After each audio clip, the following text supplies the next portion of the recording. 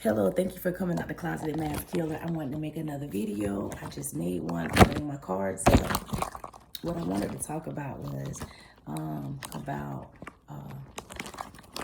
the jobs that are this time not hiring all races. Guys, you got to start hiring more than just one race at a job. Everybody deserves a chance. I went to a McDonald's the other day to get an ice cream for me and my daughter, and I noticed that it was no African Americans, no Caucasian people, no Asian people, no other race other than Hispanics. And I asked the manager, are there any races working here other than them? And she said no.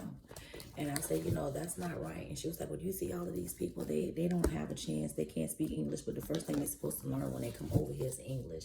They need to know who the president is. They need to learn to read and write and everything. That means they're supposed to be here, not trying to be funny, but listen to what I'm saying. You're knocking off the cosmic balance by hiring who you want to hire, but you're not hiring who's supposed to be hired. That's still wrong. Whether you think you're doing good, you're still setting off the balance. So you know what I'm saying? Be cognizant of how you treat people at jobs and stuff, and how you deny people from being able to take care of their families. People that are in these positions of power, y'all got to tighten up. Y'all can't be lazy and not want to address the issues. People that are working in these places, that are just employees that's been at a job for 20 years, 26 years, 8 years, 2 years, 5 years. It don't matter if you've been there a long time, and then they, always hiring people. The CEOs need to sit down and check the people that they hiring, because if you got to keep hiring people, that means the people that you got working for you costing you money. They're preventing other people from being able to work. They're preventing other people from being able to move up. They're teaching people enough just to get by, not enough to stay ahead. And as they're doing that, they're causing ruckus in a hostile environment.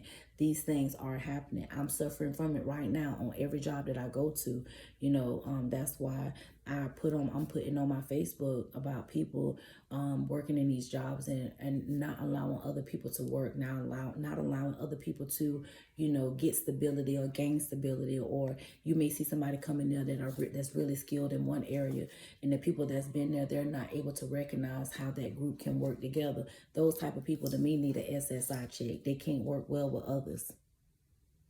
And then, when the people that are being abused or mistreated, or, not given the same opportunity as others, they're being shooed away or looked upon as if they're the problem. They're not the problem. The problem is you're being lazy and you're not fixing the situation. The people around them are being lazy, causing the hostile environment, which are the supervisors. There are the supervisors, who are in the position of power, and they're not doing anything about it. And that's, it goes back just to this: attitude reflect leadership. You know what I'm saying? The leadership is showing you the apples that are around them. You know what I'm saying? So, I just want everybody to tighten up on that. Stop doing that to people, because God is tired of that as well. I am a messenger and a prophet of God. And that's why if you look at my bio, I said, God said, touch not his anointed, hallelujah, and do his prophets no harm. It don't matter how you feel about the situation. It's not about you. It's about God. It's about your neighbor. God said, love your neighbor. If you're preventing somebody from working, your conscience may not be telling you to stop doing it, but I'm here to tell you to stop doing that, because karmic justice is very, very much real. You don't know sometimes who you're hurting or how you're hurting these people. People have families to take care of. You notice people that's just going out killing people and shooting up schools, or just losing it. They're losing, and they say, well, this person was so good at work. They showed up at work every day. They did this, but do you know why they showed up to work every day? Because they was dealing with the effery that they was being given. They took all that they could take, and it's a shame that nobody saw, what was happening. I can almost guarantee you, A, they were being bullied. C, they probably B, they probably was being belittled. And C, they probably was being ostracized. And I know these things because I have walked this walk. I am walking that walk now. I got to show up at a job that I love. Tomorrow, I love the job, but do I love the people around me? Yes. Do I want to, commune with them? No, because they're not my tribe. I've tried to talk to them, and I've tried to, reconcile. I've, counseled, and, I've been understanding, and I didn't have to make a change, but I did do some minor adjustments, because the change was already there, because I'm the one advocating for the right to be wrong, the wrong to be right. But at the end of the day, you know, we got to stay strong and stay prayed up and continue to go to these jobs. But I will also encourage you to also look online to learn how to get multiple streams of income. I mean, if that's just being at home, working from home, sometimes you might have to take $100 out of your check that you may not have, but it's called an investment. You know, you take a lucrative, investment, leap of faith, and you invest in something and you can make millions. And don't be afraid. You know, you will never know what the ending situation is if you don't try. I have multiple streams of income, you know. It's very imminent, but I still have them and I manifested it, and you can too. And that's what I'm here to tell you, because if I lose this job today or tomorrow, I still can do hair. I'm still a tarot reader. I still have, you know, clients that call me, you know, to do readings, you know, and I'm going to help them and I'm going to give them the right advice. I had somebody encourage me today. My heart was just so heavy, you know. I just felt like I couldn't do it.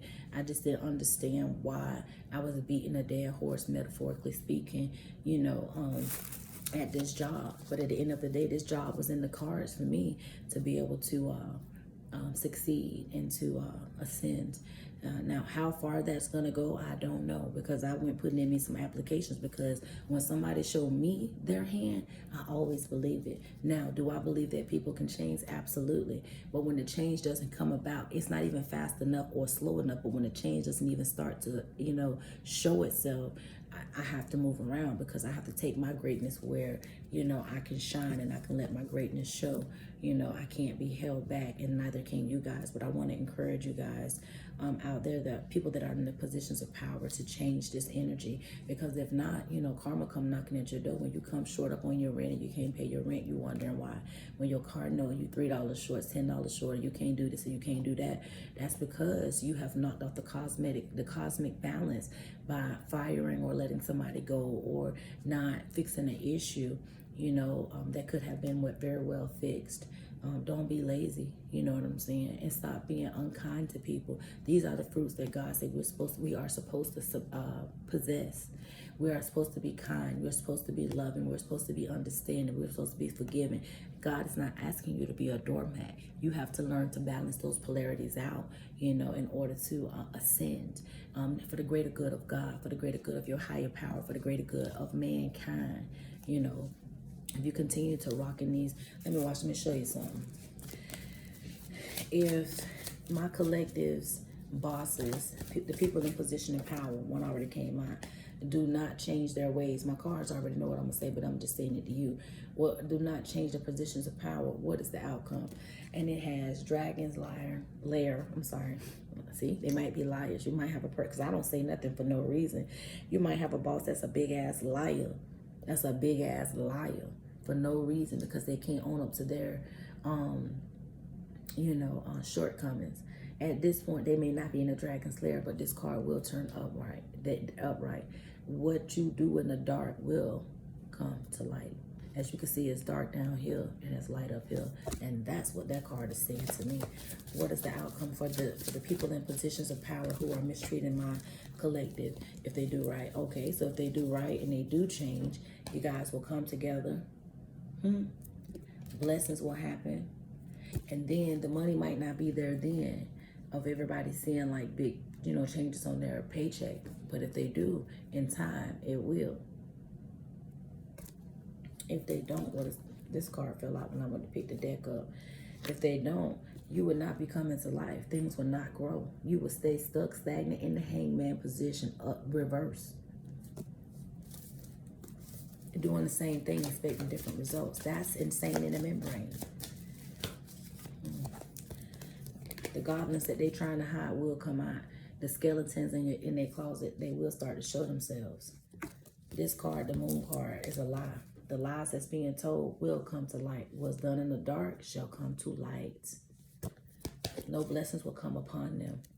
They will be in the ghost lands forever. And their intentions will not work. So at the end of the day, you know, while we out here doing wrong to people, thinking we getting away with stuff, you can get away with stuff for only so long. I would ask that you guys, in the name of Jesus, please change these things. Please stop making these workplaces very uncomfortable for people who are just coming to work.